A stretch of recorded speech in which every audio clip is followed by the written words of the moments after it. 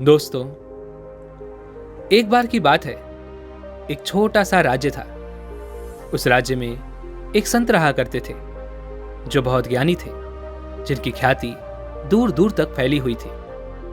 उनके पास कोई भी कैसी भी समस्या लेकर क्यों ना आए, वो उस समस्या का समाधान अवश्य करते थे।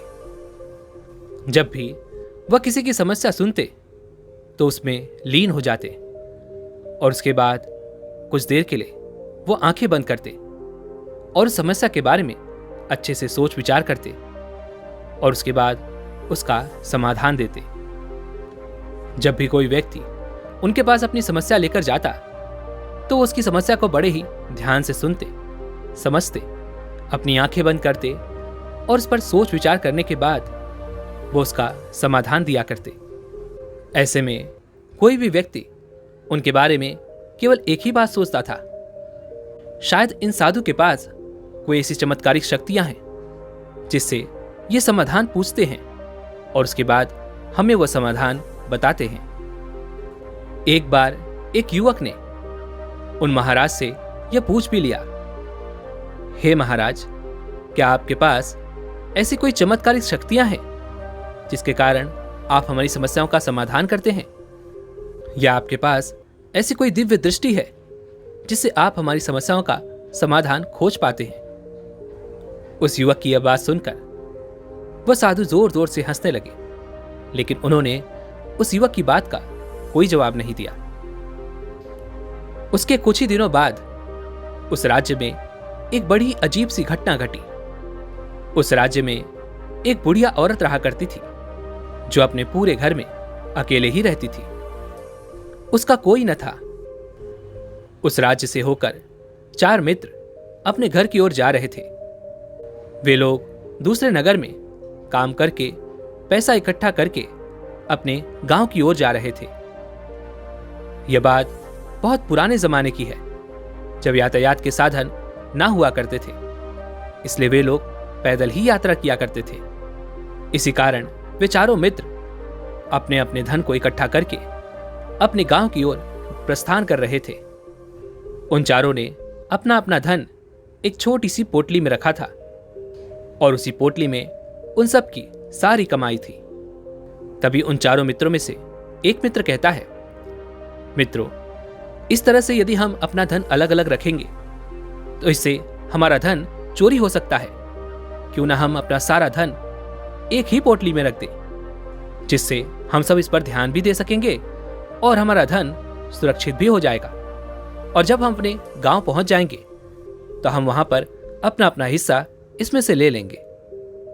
उन तीनों मित्रों ने उस युवक की बात मान ली और वे सभी मिलकर अपना धन एक ही पोटली में रख देते हैं और वे सभी मिलकर अपने गांव की ओर आगे बढ़ते हैं। चलते चलते काफी समय बीत चुका था और अब रात्रि होने वाली थी। तभी आगे चलकर रास्ते में उन्हें एक घर दिखाई दिया जहां पर एक बूढ़ी औरत रहा करती थी। रात्रि का समय भी हो चुका था और उन चारों मित्रों को रात रुकने के लिए कोई न कोई जगह की आवश्यकता भी थी। ऐसे में उन चारों ने मिलकर यह योजना बनाई कि वे लोग आज रात इसी घर में ठहरेंगे।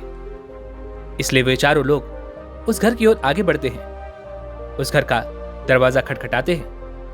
तभी सामने से एक बूढ़ी औरत दरवाजा खोलती है और उन चारों मित्रों में से एक मित्र हाथ जोड़कर उस बूढ़ी औरत से कहता है, माता जी, हम अपने गांव की ओर जा रहे थे, लेकिन यहां रास्ते में ही रात हो गई और अब हम इतनी रात में सफर नहीं कर सकते।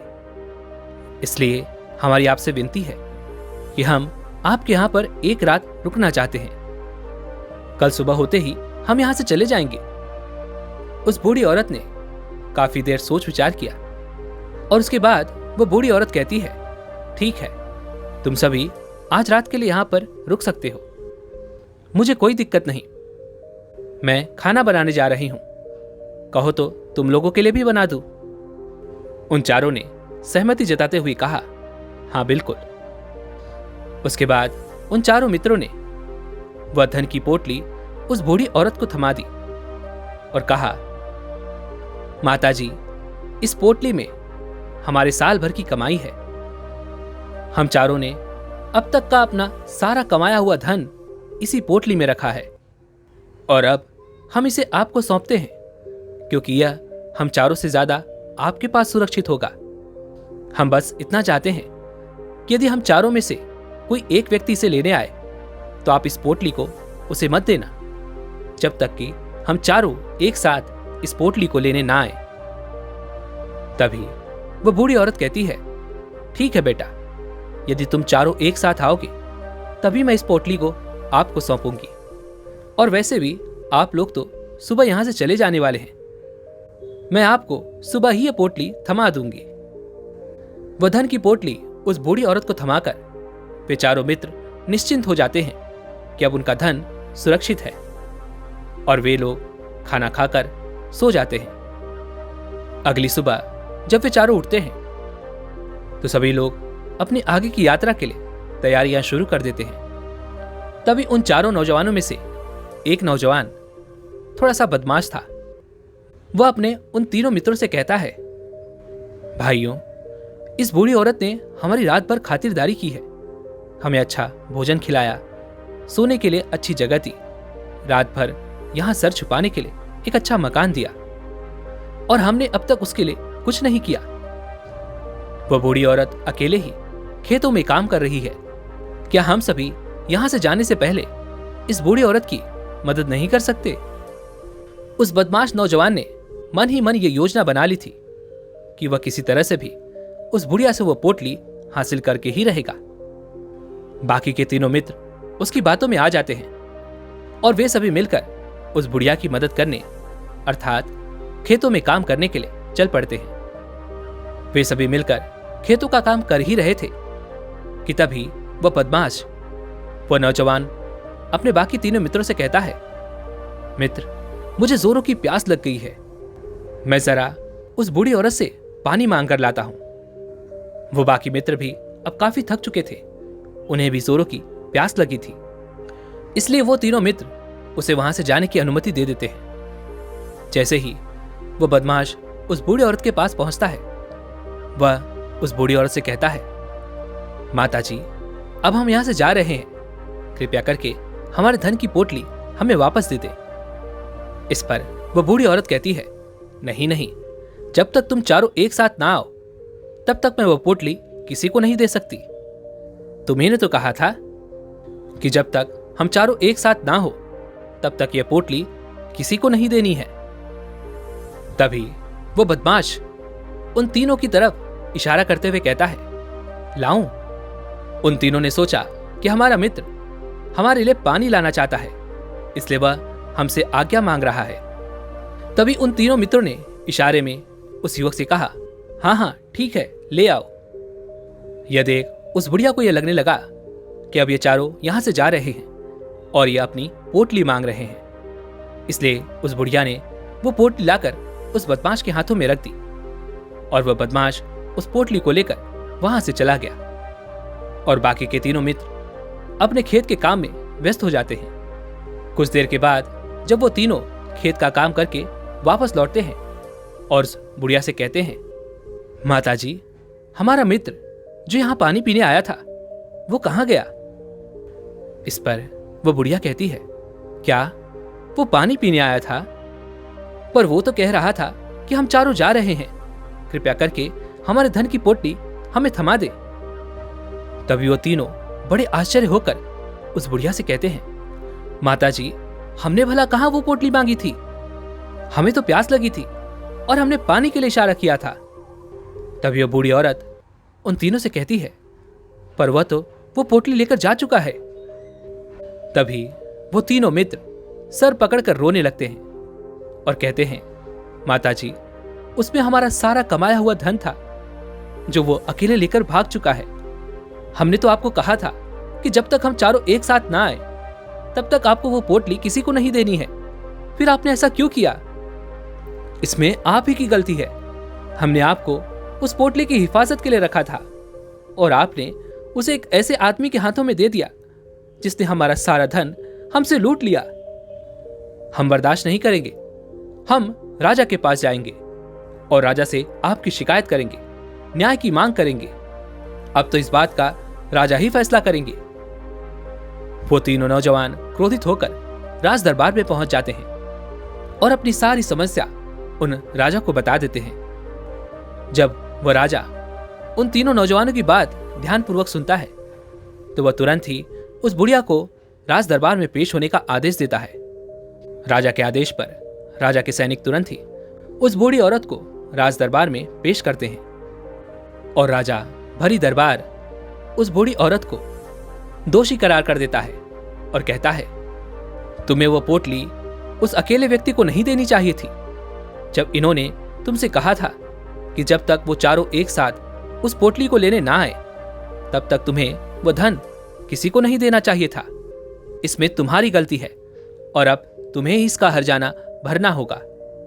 तुम्हें इनका धन लौटाना होगा। राजा का यह आदेश सुनकर बूढ़ी औरत फूट फूट कर रोने लगती है और राजा से मदद की गुहार लगाती है और कहती है, हे राजन, मैं तो एक बूढ़ी सी औरत हूं और मेरे पास इतना धन नहीं है और ना ही मेरे घर में कोई ऐसा है जो धन कमाता हो। मेरे पास इतना धन नहीं कि मैं इनका धन लौटा सकूं। मैं तो अकेली हूं, बेसहारा हूं। कृपा करके मुझ पर रहम करें। लेकिन वह राजा उस बूढ़ी औरत की एक नहीं सुनता। वह बूढ़ी औरत रोते हुए अपने घर की ओर जा रही थी। यह सोच रही थी कि आखिर मैं इतना धन कहां से लाऊंगी, कैसे मैं उन लोगों का यह धन उन्हें लौटाऊंगी। मेरे पास इतना धन नहीं है। मैं क्या करूं, कैसे करूं, कहां से लाऊं इतना धन। यदि मैंने उनका धन नहीं लौटाया तो मुझे राजा मार डालेगा। वैसे भी मेरी ही गलती है। जब उन चारों ने मिलकर मुझसे ये कहा था कि जब तक हम चारों एक साथ ना आए तब तक वो पोटली किसी को नहीं थमानी है, फिर भी मैंने वो पोटली केवल उस एक व्यक्ति को थमा दी। इसमें गलती तो मेरी ही है। वह रोते रोते ये सारी बातें सोचते हुए अपने घर की ओर जा रही थी। तभी रास्ते में उस बूढ़ी औरत को वही संत मिले जो उस नगर में किसी भी समस्या का समाधान बड़ी ही सरलता और सहजता से करते थे। उन्होंने उस बूढ़ी औरत से कहा, क्या बात है बेटी, क्यों रो रही हो? इस पर वह बूढ़ी औरत उस संत को सब कुछ सच सच बता देती है और कहती है, हे महाराज, इसमें गलती तो मेरी ही है। उन चारों ने तो पहले ही कहा था कि जब तक वे चारों एक साथ ना आए तब तक वो पोटली मुझे किसी को नहीं देनी। लेकिन मेरी ही मत मारी गई थी जो मैंने वो पोटली केवल एक व्यक्ति को थमा दी और वह उनका सारा धन लेकर वहां से भाग गया। लेकिन अब मुझे यह समझ नहीं आ रहा कि मैं वो सारा धन कहां से लाऊं, कैसे जुटाऊं। मेरे पास इतना धन नहीं है और राजा ने तो आदेश भी दे दिया है कि मुझे उनका धन लौटाना ही पड़ेगा। लेकिन मैं ये समझ नहीं पा रही कि इतना सारा धन मैं कहां से लाऊंगी। तभी वह संत उस बूढ़ी औरत से कहते हैं, शांत हो जाओ, मैं कोई ना कोई रास्ता जरूर निकाल लूंगा। इतना कहकर वह संत वहीं पर बैठ जाते हैं, ध्यान करने लगते हैं। कुछ देर के लिए आंखें बंद कर वह सोचते हैं, विचार करते हैं। मौन रहकर वो समस्या का समाधान निकालते हैं और उसके बाद वो उस बूढ़ी औरत से कहते हैं, बेटी, राजा ने जो फैसला किया है वो बिल्कुल गलत है। आपने जो किया इसमें आपकी कोई गलती नहीं है। राजा का फैसला गलत है। उन संत के इतना कहने पर वो बूढ़ी औरत चुप हो गई और यह सोचने लगी कि आखिर राजा का फैसला कैसे गलत हो सकता है। राजा तो सभी के लिए न्याय ही करते हैं और वह कभी किसी का बुरा नहीं करते। फिर आखिर आज राजा का फैसला कैसे गलत हो गया। उन संत और उस बुढ़िया की बातें आसपास के खड़े लोग सभी लोग सुन रहे थे और वे लोग भी बड़े अचरज में थे कि आखिर राजा का फैसला कैसे गलत हो सकता है। राजा ने तो बिल्कुल सही फैसला लिया है। इस बूढ़ी औरत ने ही गलती की है। उन चारों का धन केवल एक ही को थमा दिया। ऐसे में इस बुढ़िया को उनका धन तो लौटाना ही चाहिए। राजा ने गलत फैसला कहां किया है। तभी वह संत उस बूढ़ी औरत से कहते हैं, जाओ और राज दरबार में कह दो कि हे राजन, आपका फैसला गलत है और सही क्या है, गलत क्या है, इसका फैसला मैं करूंगा।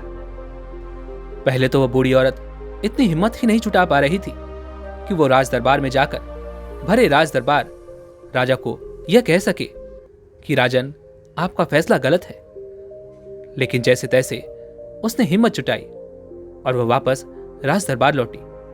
उसने डरते हुए भरे राज दरबार राजा से बड़ी थर्राती आवाज में कहा, हे राजन, आपने जो फैसला किया है वो फैसला गलत है।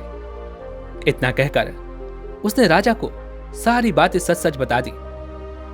उस बूढ़ी औरत की बात सुनकर राजा बहुत क्रोधित हुआ। राजा ने उस बूढ़ी औरत से कहा, कौन है वो संत जिसने मेरे फैसले को गलत बताया है? क्या उन्हें नहीं लगता कि मैंने सही निर्णय लिया है? मैं हर रोज कई निर्णय लेता हूं, कई फैसले करता हूं, लेकिन आज तक कभी किसी ने मुझसे यह नहीं कहा कि मेरा फैसला गलत है। यदि उन संत ने मुझसे सही फैसला ना सुनाया, उन्हें फांसी की सजा दे दूंगा। यह बात पूरे नगर में फैल गई। सभी लोग ये जानने के लिए हैरान थे कि आखिर वह साधु ऐसा कौन सा फैसला सुनाने वाले हैं जो राजा से भी उचित होगा, जिसमें सबके लिए न्याय होगा। राजा ने अपने सैनिकों को तुरंत ही आदेश दिया कि जाओ और उस संत को राज दरबार में लाओ। राजा की आज्ञा के अनुसार वे सैनिक तुरंत ही उन संत को लेने के लिए निकल पड़े। वे लोग कुछ ही देर बाद उन संत को लेकर राज दरबार पहुंचे। राज दरबार में सभी लोग उपस्थित थे और सभी लोग उन संत के फैसले का इंतजार कर रहे थे। उन संत को देखकर राजा कहता है, महाराज, आपको ऐसा क्यों लगता है कि हमने जो फैसला किया है वो गलत है? इस बुढ़िया ने यह वादा किया था कि वो चारों लोगों को एक साथ ही वो पोटली थमाएगी। फिर आखिर इसने अपना वादा क्यों तोड़ा? इसने ये गलती क्यों की कि इसने केवल एक ही को वो पोटली थमा दी और वो उनका सारा धन लेकर यहां से भाग गया? तो क्या इसमें इसकी गलती नहीं है? क्या इसे इनका धन नहीं लौटाना चाहिए? इस पर वह साधु बड़ी विनम्रता से राजा से कहते हैं, हे राजन, ये आपका फैसला था, लेकिन मैं आपसे कुछ कहना चाहता हूं। इस पर राजा कहता है, ठीक है, कहिए, आप क्या कहना चाहते हैं? इस पर वह साधु बड़ी विनम्रता से राजा से कहता है, हे राजन, जैसा कि वादा किया गया था कि पोटली एक साथ उन चारों को ही दी जाएगी, तो अभी तो ये केवल 3 है, चौथा कहां है? तो इनसे कहिए कि ये लोग यहां से वापस जाएं और अपने उस चौथे मित्र को यहां लेकर आए, तभी इनका धन वापस किया जाएगा। और वादा भी ऐसा ही किया गया था कि जब तक चारों लोग एक साथ ना हो, तब तक उनका वह धन उन्हें नहीं लौटाया जाएगा। और यदि यह बूढ़ी औरत इन तीनों को धन लौटा देती है, तो यह बूढ़ी औरत अपना वादा तोड़ देगी, और ये सही नहीं है। इसलिए यदि आप चाहते हैं कि इनका धन लौटाया जाए, तो पहले इनसे कहिए कि ये लोग जाएं और अपने उस चौथे मित्र को यहां पर वापस ले आएं। उस राज दरबार में हर कोई इस बात को सुनकर बहुत खुश हुआ। सभी ने उन संत की बहुत तारीफ की। राजा भी उन संत के इस फैसले से पूरी तरह से सहमत था। राजा तुरंत ही उन संत के सामने सिर झुका लेता है और हाथ जोड़कर उनसे कहता है, हे महाराज, आपका यह फैसला इतना सही कैसे हो सकता है? आखिर ये बात मेरे दिमाग में आई क्यों नहीं? मैंने इस बात को इस तरह से सोचा क्यों नहीं? तभी वो साधु उस राजा से कहते हैं, हे राजन, आपके पास और भी काम होते हैं। आप दिन भर व्यस्त रहते हैं और आपको जल्दीबाजी में फैसले लेने पड़ते हैं। आपने इस मामले को सुना, समझा, लेकिन इसे देखने में आप गलती कर गए। इसे आपने केवल ऊपरी तौर पे देखा। आपने इसकी गहराई तक जाने का प्रयास तक नहीं किया। यदि आपने इस मामले की गहराई को देखा होता, समझा होता, तो आप भी इसी नतीजे पर आते। जब तक हम किसी मामले की गहराई तक नहीं जाते, तब तक हम उसका सही समाधान नहीं निकाल सकते। लेकिन हम में से अधिकांश लोग तो अपने फैसले केवल जल्दीबाजी में लेना चाहते हैं। भले ही वो मामला कितना भी गंभीर क्यों ना हो, हमें तो बस अपना हक चाहिए, हमारा नाम होना चाहिए। भले ही वो फैसला हमारे लिए आगे चलकर हमारे लिए नुकसानदायी क्यों ना हो, लेकिन हम तो उस मामले की गहराई तक जाने के लिए सोचते तक नहीं। तभी वह राजा उन संत से कहता है, हे महाराज, क्या आपके पास कोई दिव्य शक्तियां हैं? क्या आपके पास ऐसी कोई चमत्कारिक शक्ति है जिससे आप सवाल करते हैं और बदले में वो आपको जवाब देती है, जिस कारण आप सटीक और सही समाधान बता पाते हैं। राजा की यह बात सुनकर वसंत मुस्कुराने लगे और राजा से कहते हैं, हे राजन, ये सवाल मुझसे कई लोगों ने पूछा है और मैंने कभी किसी का कोई जवाब नहीं दिया, लेकिन आप इस राज्य के राजा हैं, इसलिए मैं आपके इस प्रश्न का उत्तर देता हूं। आप में से कई लोगों को यहां ऐसा लगता है कि मेरे पास कोई ऐसी शक्तियां हैं जिससे मैं बात कर सकता हूं, जिससे मैं कोई भी समस्या का समाधान पा सकता हूं। लेकिन मैं आप लोगों को एक बात सच सच बता देता हूं, मेरे पास ऐसी कोई शक्तियां नहीं है। मैं तो केवल हर मामले की गहराई तक सोचता हूं, उस बात पर विचार करता हूं, और जब मैं विचार करता हूं तो मेरे सामने कई सारे समाधान आते हैं, और जो समाधान मेरे सामने आते हैं मैं उन पर भी विचार करता हूं, उनके बारे में भी गहराई तक जाता हूं, और जब मुझे लगता है कि इस समस्या का समाधान यही होना चाहिए, तभी मैं समाधान उस व्यक्ति को देता हूं ताकि वह अपनी समस्या का समाधान कर सके। अब आप ही सोचिए, आप जल्दीबाजी में यह फैसला लेकर इस बुढ़िया का जीवन पूरी तरह से बर्बाद कर देते। हमारा पूरा जीवन केवल एक फैसले पर निर्भर करता है। यदि वह फैसला सही हुआ तो हमारा जीवन अच्छा बन जाएगा, और यदि वह फैसला गलत निकला तो हमारा जीवन नरक से भी बदतर हो सकता है। इसलिए यदि आप सही और सटीक फैसला लेना चाहते हैं तो आपको मौन रहना सीखना पड़ेगा। मौन रहकर उस पर विचार करना सीखना होगा, क्योंकि हमारे फैसले ही हमारा भविष्य तय करते हैं, हमारी जिंदगी का अगला पड़ाव तय करते हैं। फिर चाहे वो फैसले छोटे हों या बड़े, वे ही हमारी जिंदगी को निर्धारित करते हैं। इसलिए सबसे पहले हमें सही फैसले लेने के लिए मौन रहना सीखना आवश्यक है, उन पर विचार करना आवश्यक है। और जब आप ऐसा करते हैं तो आपके सामने एक ही समस्या के कई सारे समाधान निकल कर आते हैं, और जब आप उन पर गौर करेंगे तो आपको यह समझ में आएगा कि उन फैसलों का समाधान कैसा होना चाहिए, किस समाधान से आपको क्या फायदा होगा और क्या नुकसान होगा।